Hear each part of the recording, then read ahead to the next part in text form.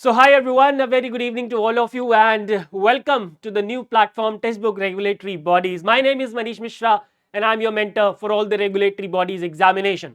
Whenever we talk about the regulatory bodies ecosystem, the very first examination that comes to our mind is the RBI Grade B examination. So what is this RBI Grade B examination? Who is an RBI Grade B officer? What is the eligibility criteria? What is the syllabus of this examination? What is the exam pattern? What is the salary? And what is the expected notification date for the year 2025? So I will be discussing everything about RBI Grade B in this particular video. And जैसा कि आपको पता है कि जब हम किसी कुएं में कूदने जाते हैं तो हमें उसकी गहराई पता होनी चाहिए. Similarly, when we are going to write any particular examination, we should know everything about that examination. Okay, so here I will be discussing every minute details of this examination in this particular video. Okay, and again I will take your 10 to 15 minutes and then आप अपने घर और मैं अपने घर. ठीक है, चलिए start करते हैं with the very first thing. First of all, who is an RBI Grade B officer? In the hierarchy of RBI Grade B, who is an RBI Grade B officer? So RBI Grade B officer is the manager, right? It is the managerial level position in Reserve Bank of India, and I believe manager अगर आप directly घुस के किसी एक organisation के किसी एक esteemed organisation के मैनेजर बनते हो तो I believe it's a very good position to enter at. Okay, so you will be a manager if you are selected as the RBI Grade B officer.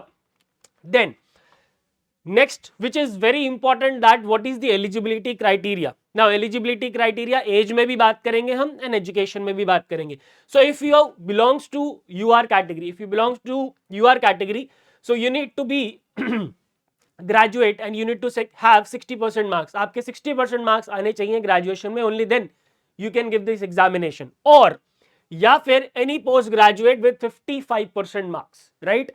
Any post graduate and any graduate, which means the stream doesn't matter whether you are from science, commerce or humanities, it doesn't matter at all. You can be any graduate or any post graduate with a certain minimum percentage marks, which is 60% in case of graduation and 55% in case of post graduation. Now a lot of people are confused about this fact that we have to have both of these eligibilities or not. So you can see here I have written the word or.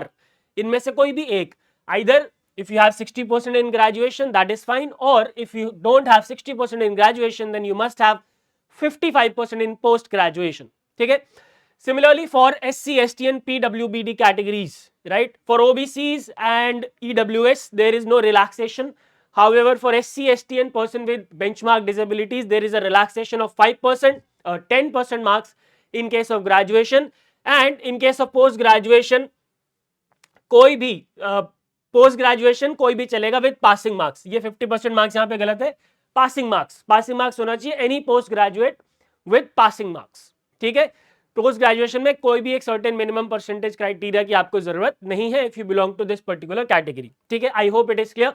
And here also और, इन दोनों में से कोई भी एक चलेगा. ठीक है, आइदर ग्रेजुएशन विद 50% मार्क्स और post graduation with just passing marks. You need to just have a post graduation degree if you belong to SC, ST or PWBD category.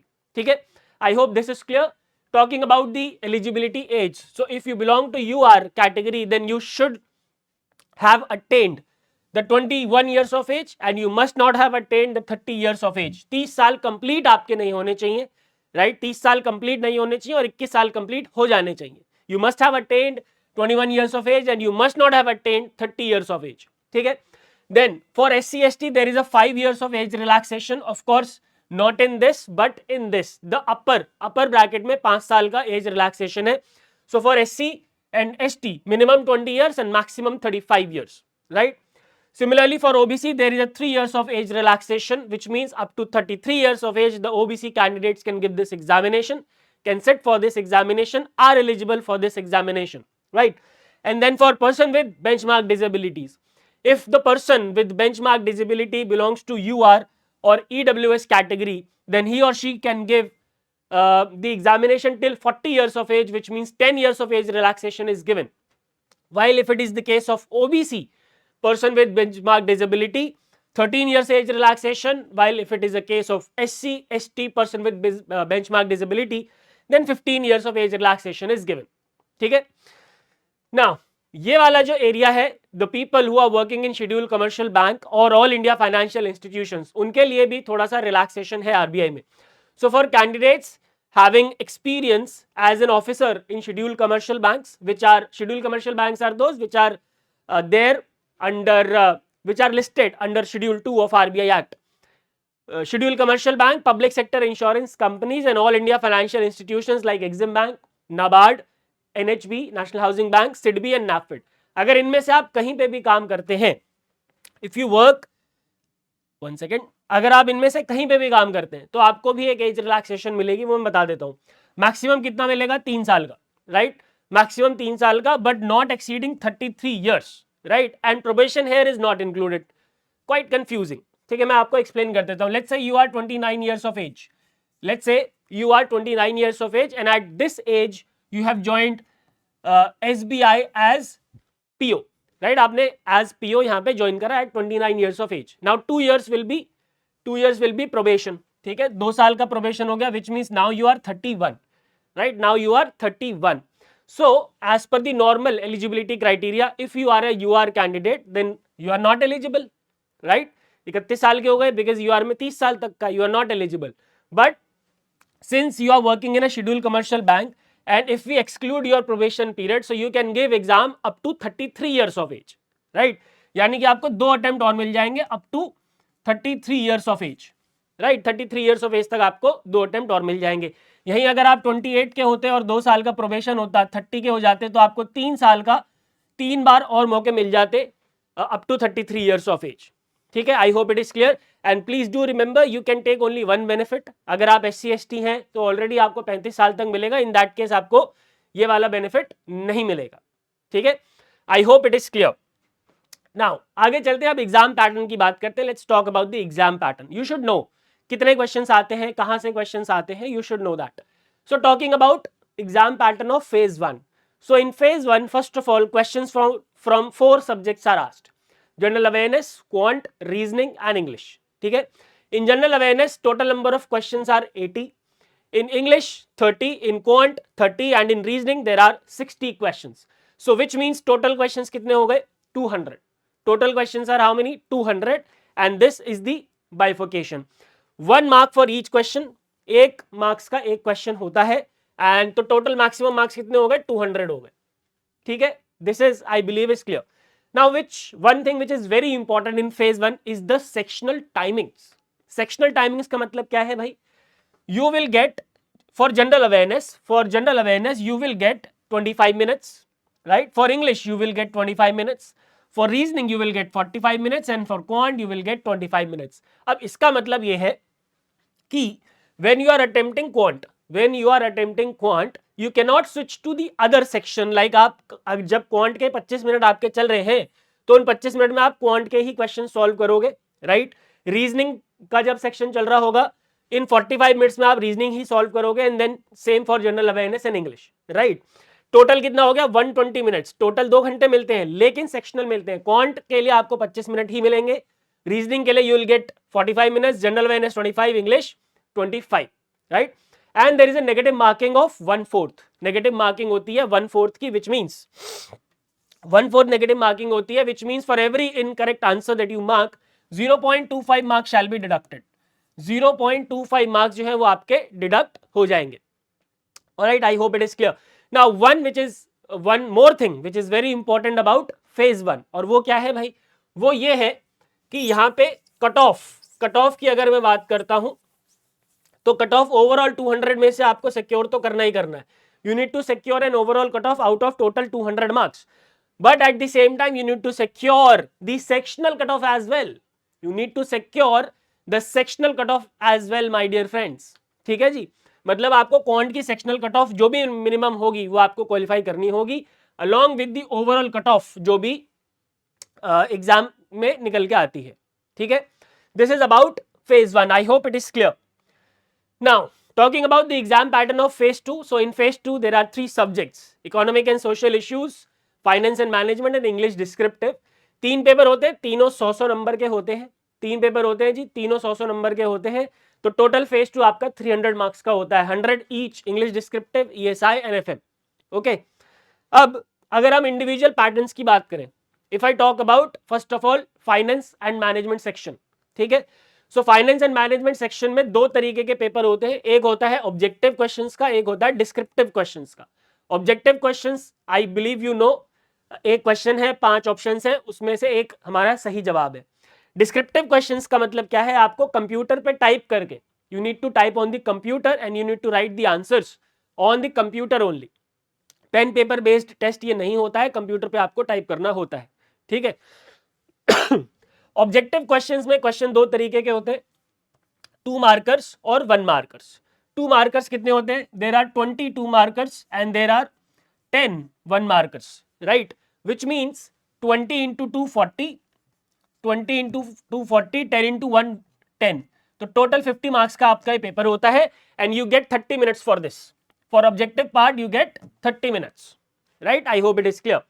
Talking about descriptive part, ठीक है, so there are 15 marker question and there are 10 marker question, ठीक है।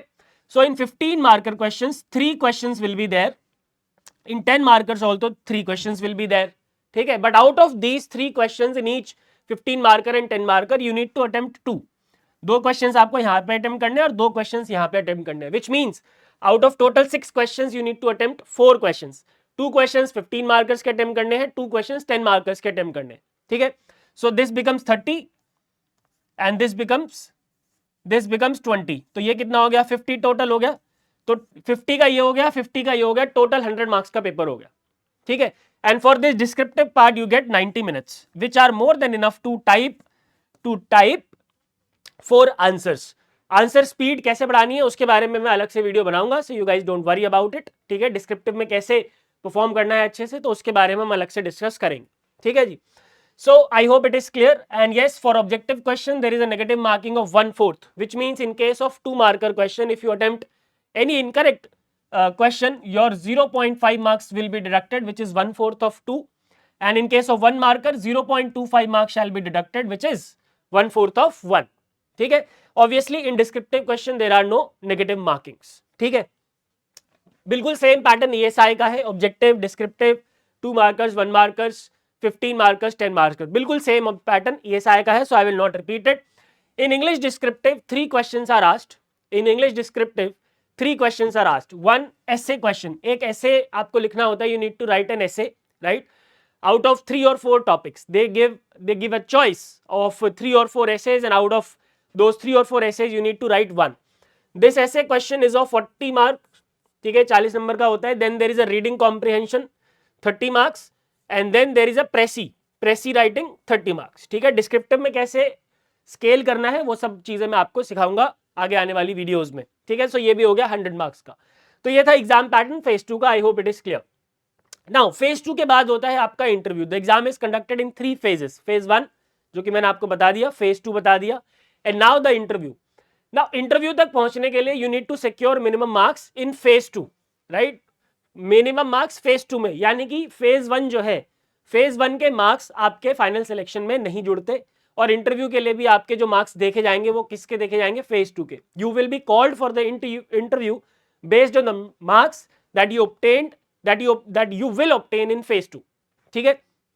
दूसरा, there is no subject wise cut off for phase 2, ऐसा नहीं है कि आपको ESI के लिए एक सेक्शन अलग से कट ऑफ सिक्योर करना है, FM के लिए अलग करना है, इंग्लिश के लिए अलग करना है, नहीं। Out of 300 there will be a minimum cut off marks that you need to secure, ठीक है, and if you secure that you will be called for the interview, okay. Interview का जो मार्क्स है दैट इज 75, 75 नंबर का interview होता है, alright. And final selection as I already told you is based on the marks that you guys will obtain in phase 2 and interview, ठीक है। तो out of 375 total जो भी आपके मार्क्स आते हैं XYZ, वो आपका फाइनल सिलेक्शन डिसाइड करता है। फेज 1 के मार्क्स आपके फाइनल सिलेक्शन को इंपैक्ट नहीं करते हैं, not at all, okay. Now let's talk about the syllabus. Now if I talk about, if you see the RBI notification say, so in that notification they do not provide the syllabus for phase 1. For phase 2 they have provided the detailed syllabus, but for phase 1 they haven't provided any particular syllabus. So here I am in phase 1, I have listed all the chapters, right, quant, reasoning, English and GA, कौन कौन से area से आपको questions करने हैं practice, ठीक है, and this is based on my experience of last 5 years, जहां से क्वेश्चंस आते रहे हैं, ठीक है. So number systems, simplification and approximation, number series, quadratic equation, percentage, ratio and proportion. You can have a screenshot of this particular slide, right? ये quant का है. Similarly, this is the syllabus of reasoning, analogy, classification, alphabet test and series, coding, decoding, input, output, inequalities, blood relation, direction and distance, order and ranking, seating arrangement, puzzles, syllogism, data sufficiency, critical reasoning. ठीक है? You can again take a screenshot of this. Talking about general awareness, see RBI grade B का अगर exam निकालना है तो current affairs के बिना नहीं निकल सकता. And current affairs here include 3 things. PIB which I will be taking every Monday, Wednesday, Friday at 5 PM. Finance current affairs which Madhav sir will be taking every Tuesday, Thursday and Saturday at 5 PM. and daily current affairs which is already there at 9 AM daily. ठीक है, तीनों आपको पढ़ के जाने हैं, उसके बिना कुछ भी नहीं हो सकता. ठीक है, so these are the areas which you have to cover for general awareness, national and international use. State news को आपको डिटेल में कवर नहीं करना है. For example, if there is any scheme that has been launched by Maharashtra, so you don't have to go into the details of that particular scheme, just you should know the name of the scheme and which state has launched it. ठीक है. Similarly, government schemes तो बहुत ही ज्यादा important है, उसके बिना नबार्ड और RBI जैसे एग्जाम्स नहीं निकल सकते. Defence news, reports and indices, banking and economy, very very important part. RBI website, very very important. Finance current affairs, as I already told you. Appointments, important days, awards, sports and annual surveys. What is this annual surveys? Budget, economic survey, NFHS, PLFS, right? अभी जैसे India state of forest report आया 2023 का, वो सारे annual surveys काफी ज्यादा important है for this examination. ठीक है. एंड लास्ट, फिर अब आते हैं हम सिलेबस ऑफ फेज 2. जो सिलेबस फेज 2 का है वो मैंने आरबीआई की नोटिफिकेशन से ही उठाया है. So you guys can take a screenshot of this. This is the syllabus of ESI, right? Then this is the syllabus of finance and management, slide 1, slide 2 and slide this 3 and this 4. These are the 4 slides for finance and management syllabus. ठीक है. English के syllabus की अगर मैं बात करूं तो English में मैंने आपको बता दिया, एसए, आरसी और प्रेसी पूछा जाता है. ठीक है. Now let's talk about the salary. देखो, generally I do not talk about the salary part because I believe that RBI is giving a very handsome salary. RBI बहुत अच्छी सैलरी देता है. ठीक है. And there the salary should not be the only motivation. ठीक है. I know salary is very important. ठीक है, सैलरी बहुत इंपॉर्टेंट होती है. बिना, देखो भाई, सब हर कोई पैसों के लिए काम करता है. At the end of the day पैसे नहीं होंगे तो कोई काम नहीं करेगा, right? But that should not be the only motivation to get into RBI, because there are much bigger, there can be much bigger motivation than that. ठीक है. But anyways I will tell you the salary here. ठीक है. Salary मैं आपको बता देता हूं along with the allowances that you will B getting if you select as the RBI grade B officer. So when you join as RBI grade B officer, your basic pay will be 55,200, right? And every year you will be getting 2,850 rupees का increment. ठीक है. 9 साल तक वो increment होता है. And then your salary becomes 80,850. ठीक है. उसके बाद फिर 2 साल 2850 का ही increment होगा. Then your salary becomes 86,550, right? Then the increment slab will increase to 3,300 for a period of 4 years. And finally 99,750 ये 16 साल तक आपका रहता है. But this is for the grade B only. But यहां तक आप पहुंच ही नहीं पाओगे unless you are a very poor performer. उससे पहले ही आपका यहाँ पे प्रमोशन हो जाएगा. लगभग 7 साल में आरबीआई ग्रेड बी से ग्रेड सी ऑफिसर का प्रमोशन हो जाता है. ठीक है. सो आपका बेसिक पे जनरली यही रहेगा plus 2850 increment every year for the next 7 years from the day you get selected as RBI grade B officer. ठीक है. इन हैंड सैलरी पे भी मैं आऊंगा, डोंट वरी. ठीक है. ये तो हो गया हमारा बेसिक पे. ये है फिर हमारे अलाउंसेस जो कि मिलते हैं एक आरबीआई ऑफिसर को. House rent allowance, learning allowance, special grade allowance, local compensatory allowance, dearness allowance, grade allowance, special allowance. And not only this, there are a lot of employ benefits as well, like housing loans, vehicle loans, education loans, consumer article loans, personal computer loans at subsidize rate of interest. बहुत कम ROI पे RBI के officers को loan मिल जाते हैं. Bank का accommodation मिल जाता है, रहने को घर मिल जाता है. फ्री डिस्पेंसरी फैसिलिटी होती है for the self and the dependents. Medical expenses reimbursement भी हो सकता है.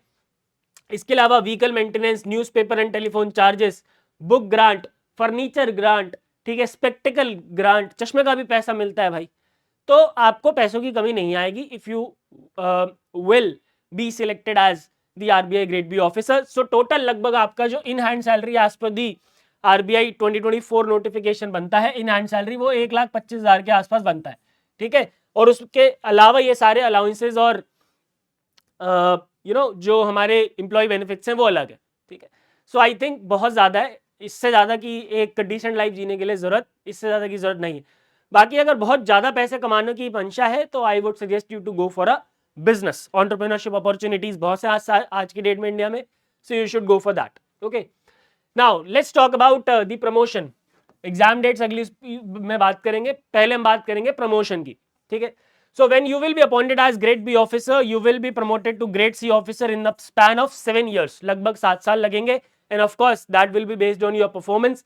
If you are a very poor performer, then maybe it may take more than 7 years as also. Promotion कैसे होता है, प्रमोशन के लिए क्या क्या प्रोसेस है, उसके लिए I will be making a separate video, don't worry. From grade C to grade D, it will take 4 to 5 years. From grade D to grade E, it will take 5 years. And finally, from grade E to grade F, it will take 5 to 6 years. You can also be promoted to executive director, जो कि grade F से ऊपर होता है, and you can also be promoted to RBI deputy governor as well. तो वो कैसे होता है, किन सर्कमस्टांसेस में होता है, I will be explaining all of these in a separate video, जहां पे मैं प्रमोशंस की बात करूंगा. ठीक है, and last but not the least मैं बात करना चाहूंगा एग्जाम डेट्स के बारे में. इसी स्लाइड पे बात कर लेते हैं. देखो यार, आरबीआई का एक मतलब काइंड ऑफ साइकिल टाइप का चलता है. ठीक है, आरबीआई की एक साइकिल टाइप की चलती है, जिसके हिसाब से जैसे अगर मैं 2021 की बात करता हूं तो नोटिफिकेशन आया था समवेयर अराउंड जनवरी. ठीक है, 2022 में नोटिफिकेशन आया somewhere around March, right. In 2023 the notification came out in the month of May, and in 2024 the notification came out in the month of July. So now after this they are going to repeat this cycle, but that doesn't mean that the notification is going to out in the month of January में नहीं आ रहा है, because the governor has recently been changed. So अब नए governor आएंगे तो नए नियम कानून लगाएंगे. ठीक है, so as per the current हवा, देखो मेरे को exactly नहीं पता, मैं आपको बहुत ऑनेस्टली बताऊंगा, मुझे क्या आरबीआई के अंदर भी लोगों को नहीं पता होगा, but as per the trends, ठीक है, as per the trends the notification is expected in the month of April. April में नोटिफिकेशन आ जाना चाहिए. ठीक है, इवन इफ अगर अप्रैल में नहीं आता है तो उसके आगे आ जाएगा, मई में आ जाएगा, जून में आ जाएगा, but notification will definitely come. ठीक है, एंड बहुत सारे लोगों का वैकेंसीज के ऊपर भी लेके था कि भाई वैकेंसीज नहीं आएंगी. देखो नोटिफिकेशन तो आएगा ही आएगा. ठीक है, आरबीआई रिक्रूट तो करेगा ही करेगा, अब चाहे ग्रेड ए में करे या ग्रेड बी में करे, राइट. तो हमें प्रिपरेशन तो करनी ही चाहिए. Let us not wait for the notification.